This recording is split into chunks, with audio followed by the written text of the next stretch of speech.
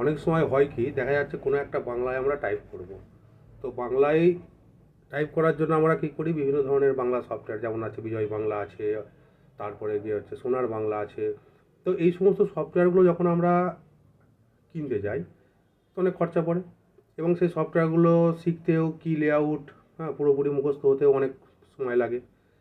তো দেখা যাচ্ছে এমন হঠাৎ করে কারো হয়তো বাংলায় অতটা জ্ঞান নেই, বাংলা টাইপের ক্ষেত্রে অতটা জ্ঞান নেই, বাট সে কম্পিউটার জানে, কম্পিউটার ভালোই জানে।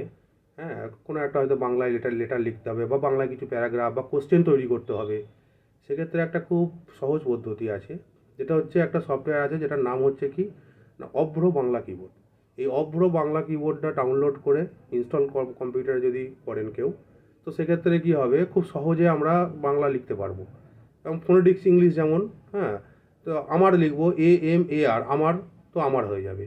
এইভাবে কিন্তু আমরা অভ্রর সাহায্যে খুব সহজে আমরা কিন্তু বাংলা টাইপটা করতে পারবো। তো গুগলে গিয়ে অভ্র কিবোর্ড ডাউনলোড লিখলেই কিন্তু ওই সফটওয়্যারটা দিয়ে দেবে, তা ওপেন করে নেবেন। তো ওপেন করে নিয়ে এবার মাইক্রোসফট ওয়ার্ড খুলে, হ্যাঁ, অভ্র কিবোর্ডটা চালু করার জন্য হচ্ছে প্রথমে F12 কি প্রেস করতে হবে, বাংলা হবে।